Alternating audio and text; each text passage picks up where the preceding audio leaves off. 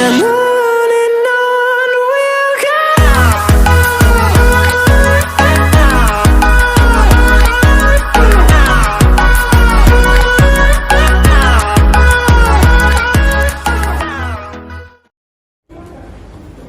Assalamualaikum warahmatullahi wabarakatuh. Waalaikumsalam warahmatullahi wabarakatuh. Selamat pagi semuanya, apa kabar? Baik. Alhamdulillah ya di sini baik ya. Apa kabar juga buat teman-teman yang menyaksikan di rumah? Semoga dalam keadaan baik juga ya.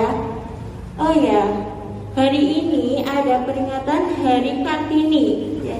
Di sini kita bersama bintang tamu spesial kita yaitu Ibu Ariendra Purnamasari. Halo Ibu, selamat pagi. Alhamdulillah, pagi juga. Apa kabar Ibu? Alhamdulillah. Alhamdulillah baik. Saya akan memperkenalkan diri dulu sebelum memasuki acara.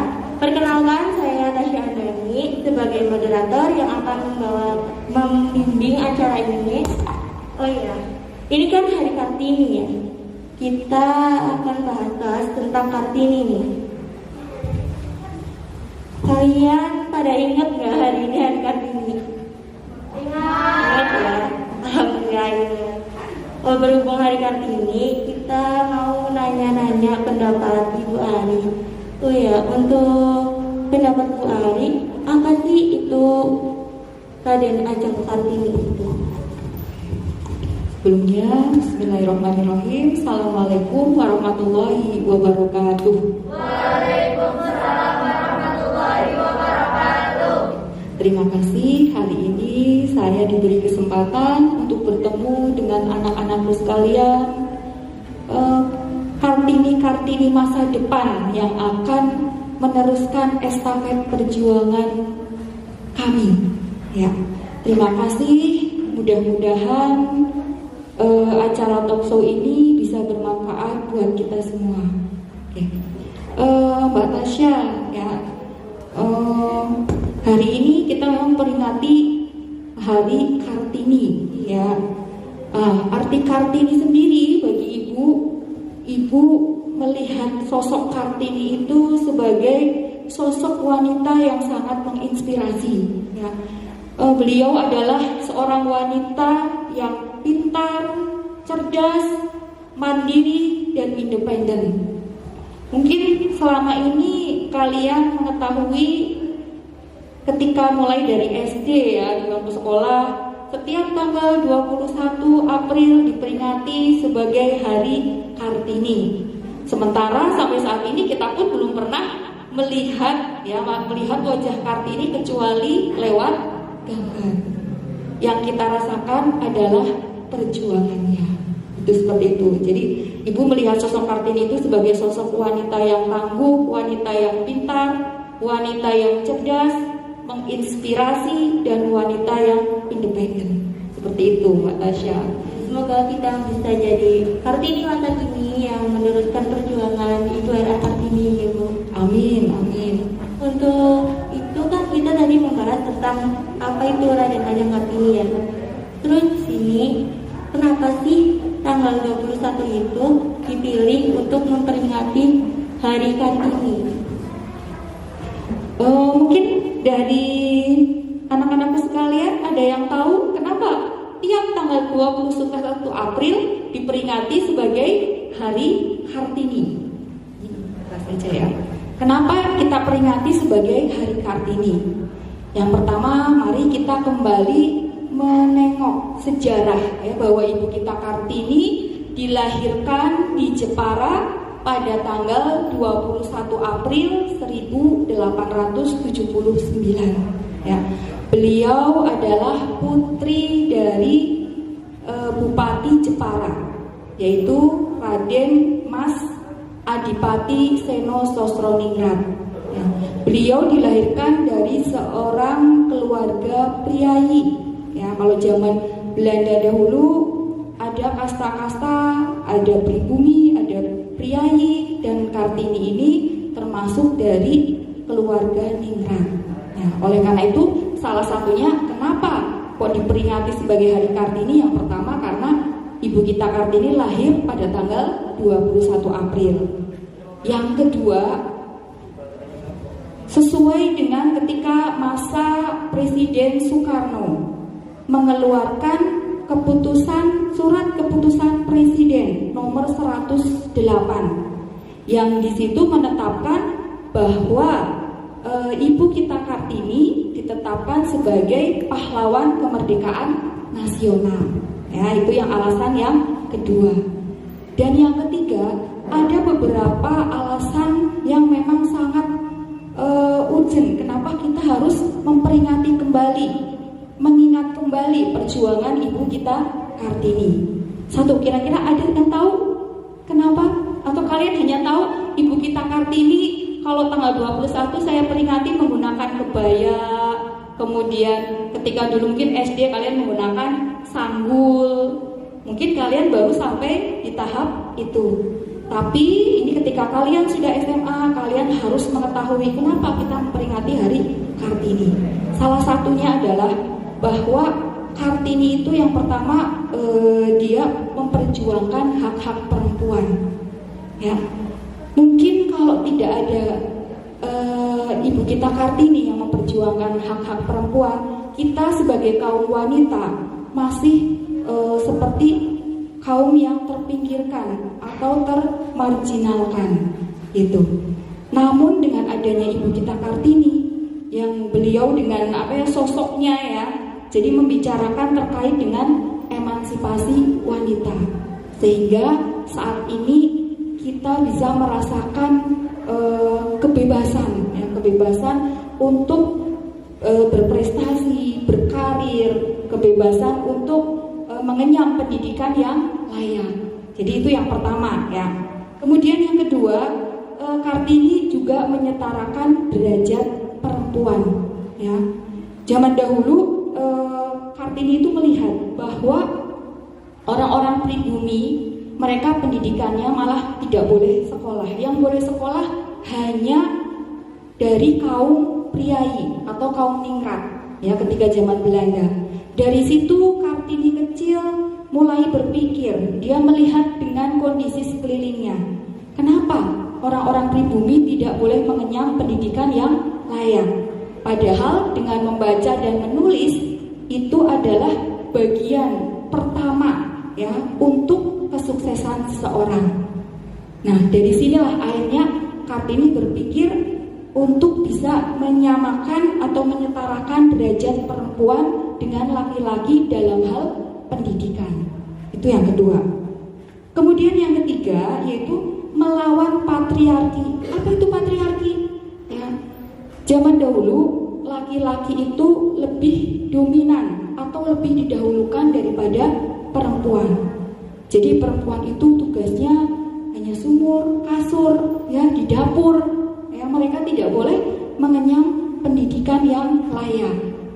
Saat itu Kartini mampu sekolah di sekolah Belanda ya, di LC itu sampai usia 12 tahun. Kalau kita berpikir usia 12 tahun itu berarti kelas berapa? Kelas 6 SD ya. Nah, kalau dulu namanya sekolah rakyat ya. Itu setelah umur 12 tahun Kartini dipingit, tidak boleh keluar rumah. Nanti dia menunggu dijodohkan dan dinikahkan. Nah, Kartini berpikir, kalau perempuan-perempuan tidak mendapatkan pendidikan, bagaimana mereka ke depannya? Sedangkan saya saja baru sampai usia 12 tahun, saya harus sudah dipingit di rumah. Tidak boleh mengenyam pendidikan yang lebih tinggi. Ya, jadi dia ingin melawan patriarki bahwa wanita juga mempunyai kedudukan yang sama untuk pendidikan. Jadi tidak hanya laki-laki. Yang selanjutnya yaitu memotivasi perempuan untuk bertindak. Saat zaman penjajahan Belanda, perempuan itu betul-betul tertindas dengan adanya perbudakan. Ya, mereka tidak punya kebebasan. Ya, betul-betul mereka dikekang, betul-betul seolah-olah kalau kita mengingat kembali dulu zaman sebelum datangnya Islam, kalian mungkin masih ingat ya dari pelajaran tarikh ya, ketika itu saat Umar bin Khattab atau sebelum datangnya Islam, perempuan itu betul-betul kalau seorang keluarga punya anak perempuan itu merasa tidak terhormat, ya. Jadi merasa malu seperti itu. Namun dengan datangnya Islam, akhirnya derajat perempuan ditinggikan. Karena dalam Al-Quran sendiri wanita itu juga banyak disebutkan, bahkan termaktub dalam surat An-Nisa. An-Nisa artinya apa? Wanita, ya. Itu sebagai sebuah penghargaan bagi kita kaum wanita. Nah, itulah yang menjadi menjadi sejarah kenapa kita harus memperingati setiap tanggal 21 April itu menjadi Hari Kartini. Jadi untuk mengingat kembali perjuangan Kartini. Gitu Mbak Tasya ya. Baik Ibu, ternyata tanggal 21 April itu diperingati sebagai Hari Kartini itu banyak sekali ya Bu sejarahnya. Salah satunya adalah tanggal kelahiran Ibu Raden Ajeng Kartini Ibu. Nah, menurut Ibu, apa sih pendapat Ibu tentang wanita-wanita modern zaman sekarang ini Ibu? Alhamdulillah anak-anakku, zaman kita ini sudah berbeda dengan zaman dahulu, ya. Zaman dahulu perempuan itu betul-betul tertindas. Perempuan itu betul-betul dibatasi geraknya. Nah, kita semua sangat bersyukur alhamdulillah karena dilahirkan di zaman ini, zaman setelah emansipasi wanita. Setelah Raden Ajeng Kartini memperjuangkan hak-hak wanita agar sama dengan laki-laki. Kita bisa melihat ya di zaman sekarang banyak wanita-wanita yang menduduki posisi-posisi yang tinggi dalam segala lini, dalam segala pekerjaan. Ya, ada yang jadi guru, tidak hanya pria, ada wanita. Kemudian dimanapun kalian lihat, jika kalian perhatikan, banyak wanita-wanita yang bekerja. Zaman dahulu wanita tidak boleh, betul-betul harus dipikir di rumah. Namun sekarang kita semua mempunyai kebebasan untuk berkarir, kebebasan untuk menyatakan pendapat, kebebasan untuk berprestasi, bahkan berkarya. Nah, itu semua karena apa? Perjuangan ibu kita Kartini, yang sampai saat ini bisa kita rasakan efeknya atau kita rasakan manfaatnya. Itu seperti itu Mbak Tasya ya. Oh iya, kita ya sekarang di zaman ini udah enak banget ya Ibu, udah bisa merasakan pendidikan, udah boleh keluar main-main. Nah, Ibu ini kan seorang ibu ya Bu dan wanita karir. Bagaimana sih cara Ibu memposisikan diri Ibu sebagai ibu dan juga wanita karir Ibu? Alhamdulillah Allah memberikan berarti sebuah tanpa Allah, tak campur tangan Allah, saya mungkin tidak bisa sampai pada tahap seperti sekarang ini, yaitu menjadi kepala sekolah ya. Ini semua juga berkat satu yang saya rasakan, saya tadi inspirasi saya dari Kartini, ibu kita Kartini. Yang kedua, kita sebagai wanita Indonesia ya, kita tidak boleh tinggal diam ya Mbak Tasya. Kita harus punya semangat yang tinggi, harus mempunyai motivasi yang kuat untuk memberikan yang terbaik bagi negeri ini. Itu. Kita ingat kembali, jika kita mau betul-betul bersusah payah, betul-betul prihatin untuk menggapai cita-cita, pasti kita bisa mendapatkan, pasti kita bisa mencapai cita-cita tersebut gitu. Nah, saat ini posisi ibu sebagai kepala sekolah atau sebagai pemimpin bagi wanita mungkin lebih berat daripada laki-laki, karena wanita selain sebagai ibu, dia juga sebagai istri. Jadi kita harus bisa memposisikan diri kita ketika kita berada di lembaga pekerjaan, kita sebagai pemimpin. Namun ketika kita di rumah, kita sebagai istri dan ibu, di mana istri harus taat kepada suami, dan begitupun ibu harus mendidik dan merawat anak-anaknya. Nah, ini satu hal yang ingin saya tekankan pada kalian, anak-anakku, khususnya siswi SMA Islam Ta'alumul Huda Bumiayu. Ya. Kenapa Ibu kita Kartini betul-betul memperhatikan hak-hak perempuan? Karena satu hal, almar'atu imadul bilad. Wanita itu adalah tiang negara. Jika wanitanya baik, maka akan baik pula negara ini. Mengapa bisa begitu? Karena wanita-wanitalah nanti yang akan mendidik, bahkan menghasilkan generasi-generasi emas. Dari kita sebagai seorang wanita, kita akan menjadi seorang ibu, ya. Seorang ibu yang berkualitas, seorang ibu yang mempunyai wawasan yang luas, dia akan mampu mendidik generasi yang sehat, generasi yang ceria, generasi yang berakhlakul karimah, ya. Oleh karena itu, Ibu selalu mendorong kalian, ya, kalian harus bersyukur sampai saat ini kalian bisa mengenyam pendidikan sampai SMA. Dan Ibu berharap ke depannya kalian harus punya motivasi yang tinggi untuk meningkatkan atau melanjutkan pendidikan kalian ke jenjang yang lebih tinggi. Ya. Jika kalian memang belum ada kesempatan sampai ke sana, kalian tidak boleh putus asa. Kalian bisa mengupgrade kemampuan kalian lewat membaca, lewat pengajian, lewat pendidikan baik itu formal maupun non formal. Karena kita bisa meraih cita-cita dengan apa? Dengan ilmu, ya. Kalau kita meninggalkan ilmu yang baik bagi generasi kita, bagi anak-anak kita, insya Allah itu akan lebih bermanfaat daripada kita meninggalkan harta. Dan dari kalian wanita-wanita yang berpengetahuan, wanita-wanita yang cerdas, wanita-wanita yang mandiri, yang mempunyai motivasi yang tinggi, insya Allah bisa mendidik anak-anak, mendidik generasi muda kita untuk menjadi generasi-generasi yang berkualitas. Itu seperti itu. Dan tadi jika kita sebagai wanita dan kita bekerja, jadi wanita juga harus mempunyai cita-cita yang tinggi. Wanita boleh berkarir setinggi mungkin, ya. Namun apa? Ketika kita sudah bersuami, kita harus ingat dengan kodrat kita sebagai wanita, yaitu apa? Sebagai istri dan ibu, di mana kita harus hormat, harus tunduk kepada suami. Itu seperti itu. Masya Allah, semoga nanti kita semua bisa mengikuti jejak Bu Ari, jejak suksesan Ibu. Nah, sebagai kepala sekolah, apa sih harapan atau impian Ibu untuk kita-kita semua ini ya, remaja-remaja yang bakal menjadi Kartini Kantoto masa kini?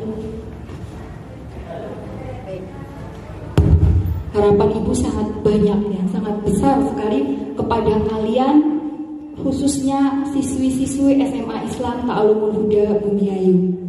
Ibu mau sedikit bercerita, ya, bahwa Ibu bisa sukses, ya. Mungkin sukses itu pengertiannya banyak, ya. Tapi ketika itu Ibu bisa sampai dengan saat ini, sampai di posisi saat ini, itu tidak diraih atau dicapai dengan cara instan. Butuh proses yang panjang, dan itu harus kalian miliki. Kalau kalian punya cita-cita, kalian harus melaluinya dengan sebuah proses, ya. Prosesnya apa? Pertama dari proses kalian belajar, proses kalian menemui kesulitan-kesulitan, menemui tantangan dalam perjalanan belajar kalian, dalam kehidupan kalian. Masa kecil Ibu bukan dari keluarga kaya, ya. Ibu mempunyai seorang ibu yang single parent yang sampai saat ini itu adalah my mom is my hero. Ibuku adalah pahlawanku, dan Ibu menganggap bahwa ibu saya ini adalah Kartini saya. Mengapa? Dengan kelembutannya, dengan kekuatan dan motivasinya yang tinggi, bisa mendidik, menemani, bahkan sampai saat ini mendampingi kami sebagai anaknya. Nah, itu kenapa bisa seperti itu? Di sini peran ibu itu sangat besar.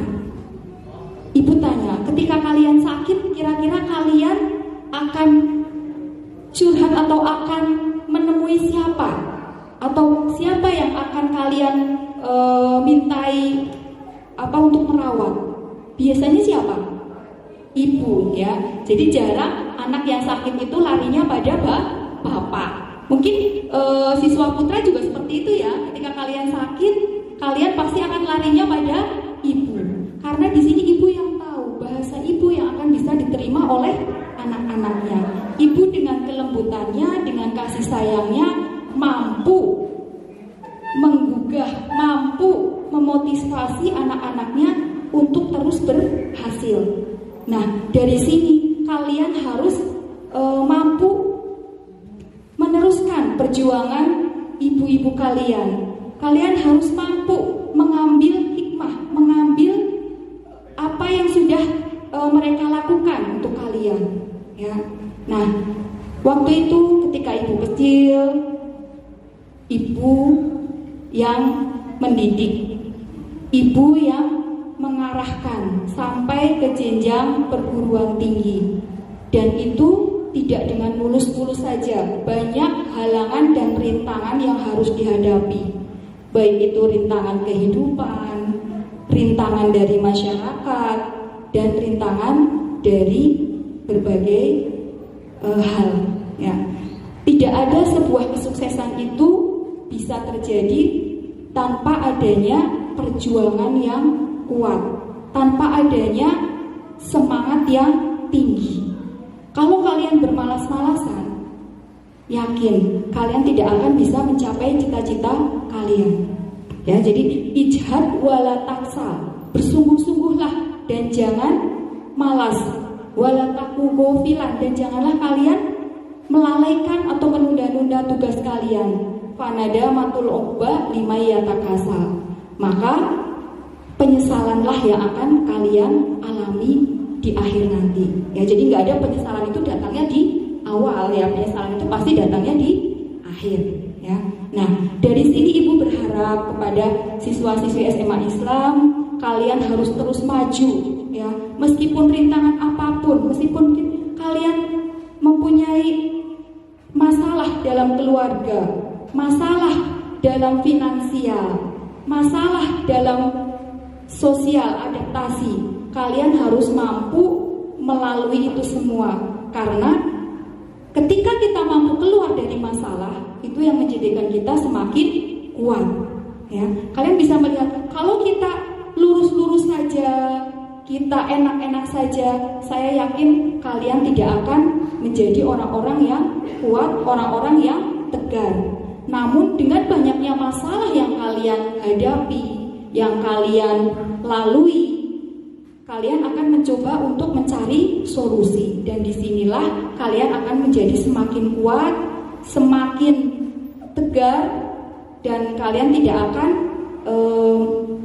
down ketika kalian menghadapi masalah-masalah yang lebih besar.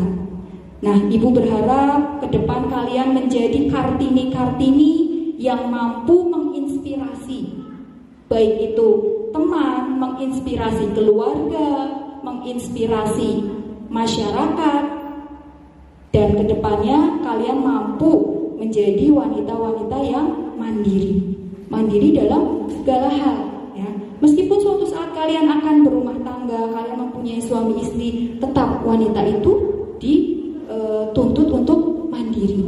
Kenapa Mbak Tasya? Tahu nggak kenapa harus mandiri? Karena wanita itu harus mandiri, karena nanti kan kita ngurusin anak-anak kita, gitu. Ya.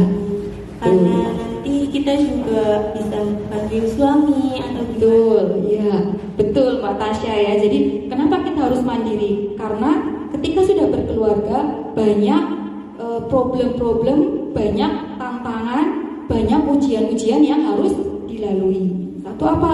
Kita harus mendidik anak, menguatkan anak ketika dalam posisi mungkin posisi sulit, ya. Kemudian yang kedua, kita juga bisa membantu suami ketika suami kita dalam kondisi kesulitan, atau bahkan ketika salah satu namanya suami kita meninggal, berarti kita sebagai istri juga harus bisa mandiri. Kalau kemandirian itu kita pupuk sejak dini, kita akan merasa susah nantinya. Apalagi ketika kita ditinggal suami, kita masih harus membesarkan anak-anak kita, ya. Jadi mulai sejak sekarang, mari untuk siswi-siswi putri khususnya dan mungkin siswa putra ya pada umumnya, mari kita tinggalkan kemalasan, ya.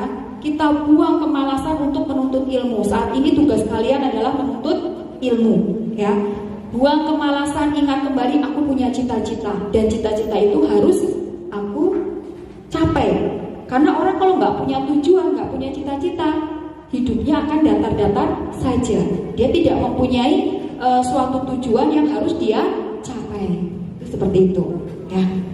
Iya Bu, ngomong-ngomong soal mandiri ya Bu, gimana sih Bu caranya biar kita tuh perempuan bisa mandiri? Kan biasanya perempuan itu bergantung sama ibu, apa-apa butuh ibu. Jadi gimana tips and trick biar mandiri gitu Bu? Oke, bagus banget ini pertanyaannya ya. Mandiri itu berarti kita harus apa-apa sendiri, ya. Mungkin ketika kalian dulu SD, kalian masih apa-apa tergantung pada orang tua, ya. Kadang makan masih ada yang disuapin, kemudian mau sekolah apa-apa masih ditatain sama orang tua, bahkan buku dan lain sebagainya orang tua yang menata. Tapi ibu pun melihat mungkin sampai saat ini SMA ini masih ada yang belum bisa mandiri, betul tidak? Masih ada yang harus pagi-pagi dibangunkan oleh orang tua, atau bahkan ketika sekolah buku-bukunya masih harus orang tua yang menata, atau mungkin kamarnya ketika bangun tidur orang tua yang harus membersihkan. Nah, mandiri itu sebenarnya bisa dipupuk sejak kita kecil, ya. Dan kadang mandiri itu juga bisa dibentuk karena suatu keadaan. Makasya. Biasanya anak-anak yang dilahirkan dari keluarga yang sederhana, keluarga yang mengutamakan kerja keras, dia akan lebih cepat mandiri dibandingkan anak-anak yang mungkin dilahirkan dari keluarga yang kaya dan apa-apa selalu ada yang melayani. Nah, kalian bisa memulai sejak dini untuk mandiri, memulai dari diri sendiri, ya. Memulai apa yang bisa kita lakukan. Mulai dari bangun tidur, kita coba untuk bisa bangun, menghidupkan alarm, ya. Kita harus bisa bangun tanpa harus dibangunkan oleh orang tua. Kemudian memulai apa? Menata kamar kita sendiri, menata barang-barang kita, kebutuhan kita yang untuk sekolah. Syukur-syukur kalau kalian bisa membantu orang tua, ya. Orang tua kalau dibantu senangnya Masya Allah, ya, tanpa harus disuruh. Karena apa? Kalian sudah besar-besar, sebentar lagi kalian akan melanjutkan pendidikan yang lebih tinggi. Harusnya di usia SMA ini kalian harus sudah bisa betul-betul mandiri, minimalnya untuk diri sendiri. Nah, akan lebih baik lagi jika kalian bisa membantu orang tua. Kartini-kartini yang akan menjadi penerus bangsa, jadilah kalian kartini-kartini yang bisa menginspirasi, yang bisa bermanfaat untuk sesama, ya. Minimalnya kalau kita bermanfaat buat sesama, itu akan terlihat kualitas diri kita. Kita pintar, tapi ilmu hanya untuk diri sendiri, itu tidak akan bermakna, ya. Kita biasa-biasa saja, tapi kita mampu memberikan kemanfaatan, kita mampu menolong orang lain. Itulah yang akan lebih dilihat, atau itulah yang akan lebih dipandang oleh masyarakat, ya. Kalian mampu. Dan yang kedua, ketika kalian suatu saat kalian berhasil, ingat, meskipun kita wanita boleh berkarir setinggi-tingginya, mencapai mimpi yang setinggi-tingginya, cita-cita yang setinggi-tingginya, tapi ketika kalian sudah berumah tangga, sudah bersuami, ingat bahwa kita punya kodrat, yaitu sebagai istri dan ibu, ya. Jadi kita harus tetap taat pada suami, tetap tunduk pada suami, itu seperti itu, ya. Jadi sekali lagi maju terus, Kartini-Kartini masa kini, mudah-mudahan kalian bisa menginspirasi teman-teman kalian menjadi Kartini-Kartini penerus ibu kita Kartini, perjuangannya dan pemikirannya ke depan, seperti itu. kasih Bu atas jawaban-jawabannya. Semoga. Oh iya.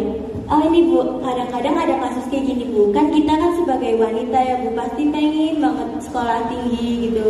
Terus kadang-kadang ada aja yang bilang, kamu perempuan ngapain sih sekolah tinggi-tinggi, nanti juga jadi ibu rumah tangga gitu Bu. Jadi pendapat Ibu gimana tentang orang-orang yang kayak gitu? Oke, ya banyak sekali ya seperti ini pertanyaan seperti ini. Buat apa sih wanita sekolah tinggi-tinggi kalau akhirnya hanya akan jadi ibu rumah tangga? Ya, nah itu sebenarnya keliru ya no. Kalau filosofi Jepang sebagai wanita kita dituntut untuk sekolah yang setinggi-tingginya. Kenapa?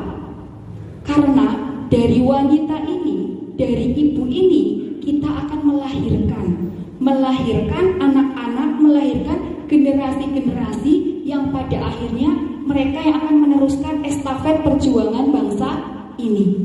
Jadi tidak masalah kalian sekolah yang setinggi-tingginya kalau pada akhirnya harus jadi ibu rumah tangga. Karena kalian mempunyai tugas yang sangat berat, yaitu apa? Menjadi seorang ibu, yaitu mendidik anak-anak kalian.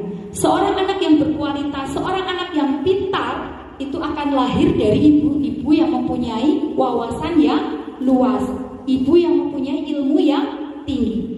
Akan berbeda ketika seorang wanita yang mempunyai pendidikan yang tinggi, ilmu yang luas, wawasan yang luas, dia mendidik anak-anaknya. Dia akan mengarahkan anak-anak ini untuk berakhlakul karimah, untuk menjadi anak-anak yang cerdas dan pintar. Tapi jika seorang wanita tidak sekolah atau bahkan mungkin dia terlahir justru dari lingkungan yang mungkin di situ ada stunting, kemudian ada kekerasan dalam rumah tangga, anak yang akan tumbuh pun dia akan tumbuh menjadi anak yang dalam arti di sini anak yang tidak mampu untuk berkembang sesuai dengan kodratnya, ya, karena lingkungannya sendiri sudah membentuk dia menjadi anak-anak yang mungkin anak-anak nakal, anak-anak yang bebas dalam pergaulan dan lain sebagainya. Jadi ingat di sini peran ibu itu sangat besar ya Mbak Tasya ya. Jadi kalian ini calon-calon ibu, calon-calon istri yang akan melahirkan generasi-generasi emas. Ya, sejak kalian mengandung, kalian berarti harus sudah punya ilmu bagaimana mendidik anak saya ini menjadi anak yang baik, anak yang soleh, yang pada akhirnya nanti anak-anak ini akan mendoakan kita ketika kita sudah tiada. Ya, jadi ingat, kalian tidak usah malu, tidak boleh menjadi rendah diri atau menjadi pesimis ketika kalian nanti sudah sekolah yang tinggi, kemudian pada akhirnya karena suami tidak mengizinkan kalian untuk bekerja, kalian menjadi ibu rumah tangga. Karena ibu rumah tangga itu juga sebuah pekerjaan, ya, dan itu adalah pekerjaan yang sangat luar biasa, gitu, ya. Jadi kembali lagi pesan ibu, sekolahlah yang setinggi-tingginya. Ketika kita belum bisa mengenyam pendidikan formal, lewat non formal, lewat banyak mengkaji, lewat banyak membaca yang akan meningkatkan dan mengupgrade pengetahuan kalian serta wawasan kalian ke depannya. Itu seperti itu Mbak Tasya. Berarti menurut Ibu itu nggak ada ruginya ya Bu? Tidak ada ruginya. Tuh. Nanti kan kita kadang-kadang ada kasus nih, ada yang nawarin gini, mau nggak kamu jadi pemimpin perusahaan ini atau mau nggak kamu mimpin ini? Terus kita sebagai wanita kayak nggak percaya diri, aku kan perempuan Pak, emang saya bisa? Jadi pertanyaan saya tuh kayak gimana sih Bu cara meningkatkan rasa percaya diri kita sebagai perempuan untuk menjadi pemimpin yang baik? Betul ya, kadang kita sebagai perempuan itu perasaan tidak percaya diri itu sering terjadi ya, apalagi ketika mungkin kita diamanahi untuk memimpin entah itu suatu organisasi atau sebuah perusahaan atau sebuah lembaga. Rasa percaya diri itu bisa dibangkitkan dengan cara satu, ya, kita mempunyai ilmu yang mumpuni. Kembali lagi nih, kita mempunyai ilmu yang mumpuni, kita mempunyai pendidikan yang cukup, ya, itu sudah sebuah bekal kita untuk meningkatkan rasa percaya diri kita. Dan untuk hal yang lain, percaya diri itu bisa dipupuk secara mengalir, ya. Ketika kita mampu menyelesaikan menyelesaikan suatu masalah itu akan meningkatkan rasa percaya diri kita. Itu seperti itu.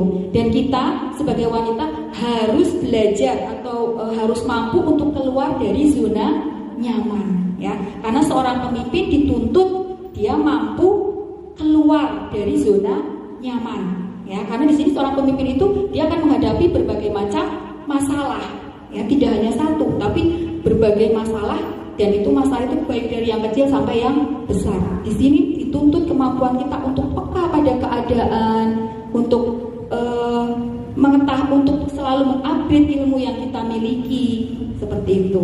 Insya Allah itu akan meningkatkan rasa percaya diri kita. Dan satu hal lagi, ingat bahwa kita manusia itu diciptakan Allah itu sama, ya. Yang membedakan apa?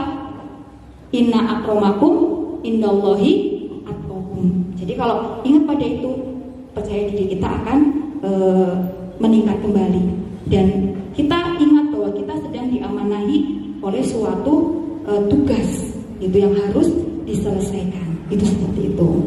Baik Ibu, terima kasih atas semua jawaban-jawabannya. Semoga penyampaian Ibu nanti bisa sangat berguna untuk kita ke depannya ya Bu.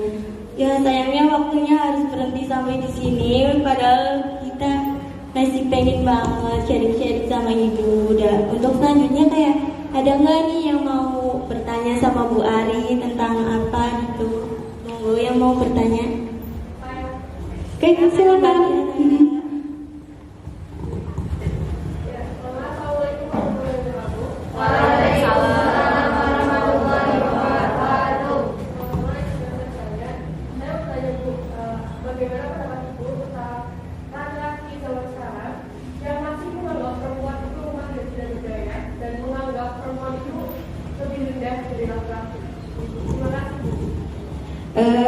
Pertanyaan yang sangat bagus, ya.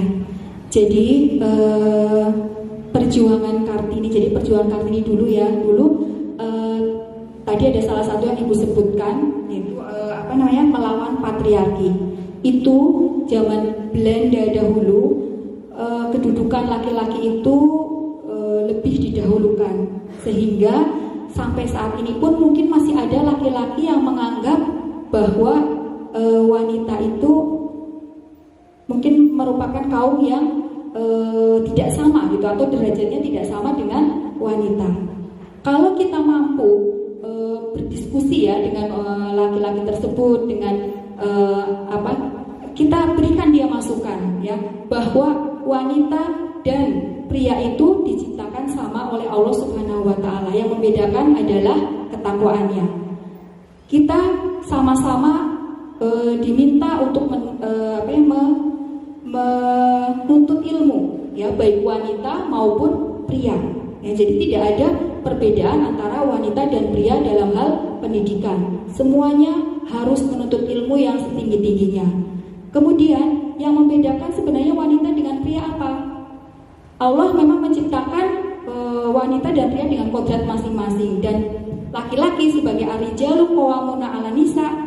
Mengapa diciptakan laki-laki lebih kuat dari perempuan? Karena mungkin dari segi fisik, dan harusnya dengan fisik laki-laki yang kuat itu bisa untuk melindungi kaum wanita, bukan malah merendahkan kaum wanita. Ya, justru laki-laki bisa menyayangi wanita. Karena apa? Dari wanita inilah, dari seorang istri inilah nanti akan lahir anak-anak yang soleh dan soleha.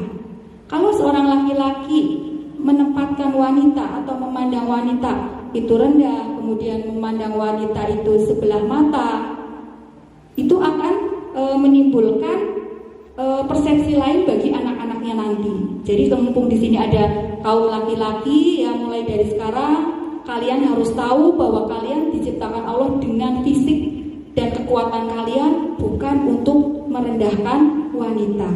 Dan kalian harus menghormati wanita, ya, menempatkan wanita pada tempat yang terbaik. Karena apa? Mereka nanti yang akan menghasilkan generasi-generasi yang akan melahirkan anak-anak yang soleh. Ya, jadi tadi Mbak Mutiara ya, ketika Mbak Mutiara mungkin pernah berdiskusi dengan laki-laki yang memandang wanita kok seperti itu, Mbak Mutiara harus bisa memberikan masukan-masukan bahwa kaum wanita itu tidak seperti itu. Dan Allah pun sudah dalam Al-Quran itu jelas sekali ya bahwa ya ayuhan nas inna khalaqnakum min dzakari wa unsa wa ja'alnakum syu'uban wa qabaila lita'arafu inna akramakum indallahi atqakum. Jadi Allah menciptakan laki-laki dan perempuan itu untuk saling melengkapi. Laki-laki kalau tanpa perempuan juga tidak bisa, ya. Karena apa? Kita bisa lihat laki-laki yang hebat karena siapa? Di belakangnya ada seorang wanita, ya. Jadi laki-laki tidak boleh memandang wanita hanya sebelah mata. Meskipun nanti saya punya istri hanya jadi ibu rumah tangga, tapi kalian bisa berhasil karena siapa? Karena adanya istri yang selalu mendukung, karena adanya istri yang selalu memberikan motivasi, istri yang selalu memberikan kelembutan pada suami dan pada anak-anak, sehingga suami bisa bekerja dengan tenang. Itu seperti itu, ya. Kita pun wanita harus memberikan pengertian ya pada laki-laki yang memang mereka masih mempunyai pemikiran yang kolot, atau pemikiran yang bahwa wanita itu tidak sama dengan laki-laki, bahwa wanita itu kedudukannya di bawah laki-laki, ya. Jadi dengan adanya emansipasi dari Ibu Kita Kartini, bahwa Ibu Kita Kartini itu memperjuangkan hak-hak wanita. Hak-hak dalam hal apa? Pendidikan, kesamaan hukum, kebebasan, ya. Meskipun kita sebagai wanita juga tetap harus mengerti posisi kita dan kodrat kita sebagai istri dan ibu.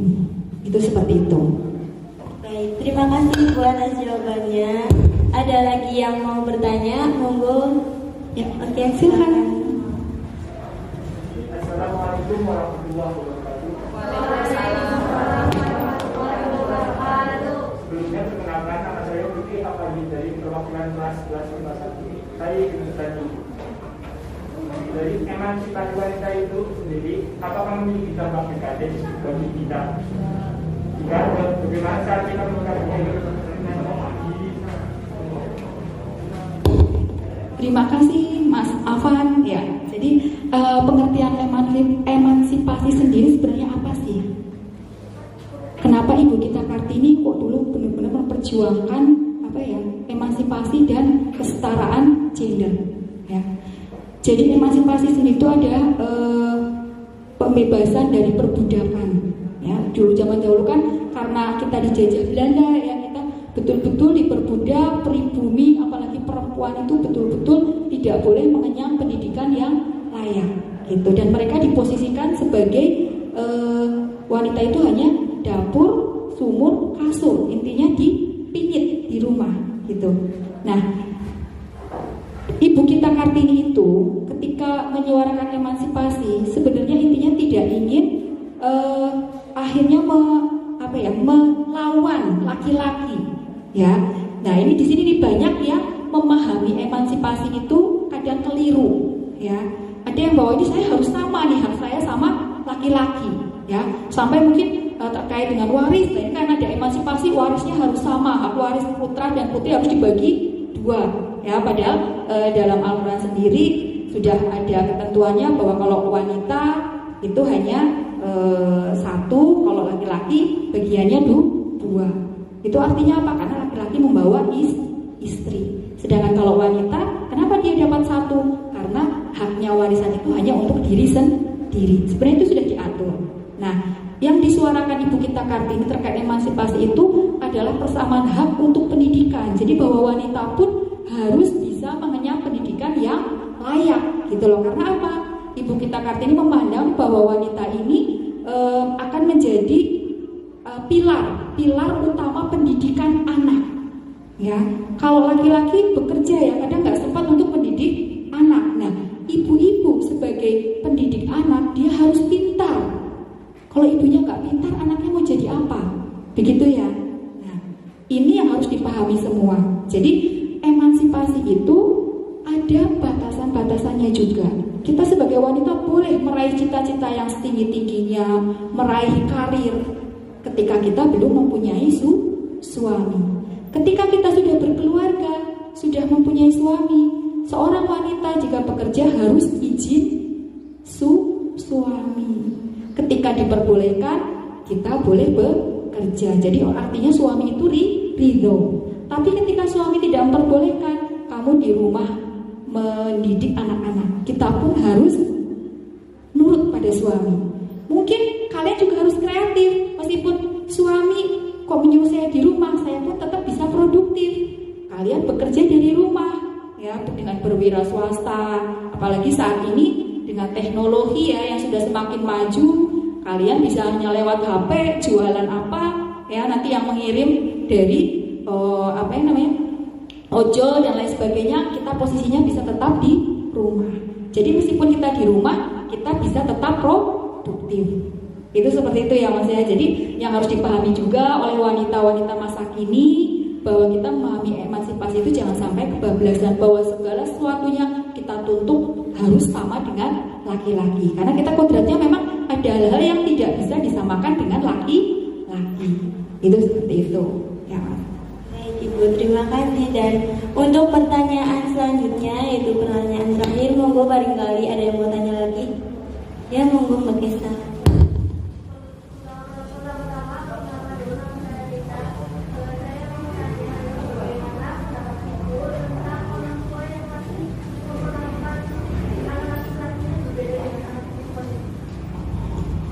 Oke, terima kasih Mbak Kesha.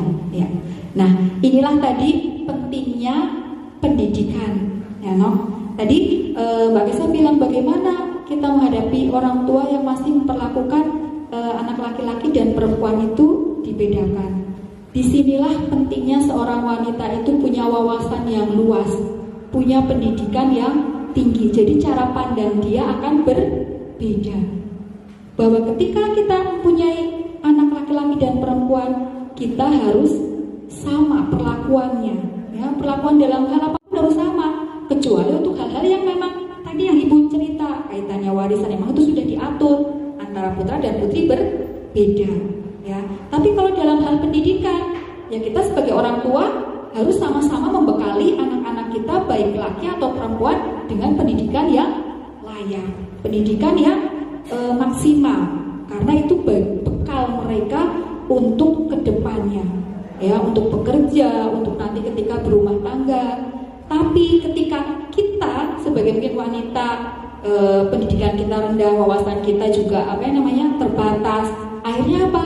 Mungkin ketika kita membimbing anak tadi, itu tadi kita akhirnya pikiran kita masih kolot, pikiran kita masih bahwa laki-laki itu harus lebih didahulukan daripada wanita. Itu seperti itu, ya. Jadi makanya kalian mulai sekarang kalian harus menjadi wanita-wanita yang mandiri, wanita-wanita yang berwawasan yang luas, sehingga ketika kalian nanti punya anak, kalian bisa memberikan arahan, bisa mendidik mereka dengan baik. Kalian juga bisa membekali mereka dengan ilmu pengetahuan yang cukup. Begitu, dan ini adalah dibutuhkan ibu-ibu yang berkualitas. Itu seperti itu ya Mbak Kesa ya. Baik, terima kasih Ibu. Saya rasa pertanyaannya cukup ya. Nanti kita bisa sharing-sharing lagi sama Ibu Ari di next time, lain kesempatan. Dan terima kasih banget Ibu udah meluangkan waktunya untuk hadir di acara talk show perdana kita ini. Suatu kehormatan banget bisa ngundang Ibu Ari. Dan terima kasih juga buat teman-teman yang udah bersedia datang meluangkan waktunya. Terima kasih juga buat Smitizen yang udah setia nonton kita di live di YouTube. Semoga acara kali ini bisa membawa berkah untuk kita semua. Amin. Bisa minta nggak Mbak?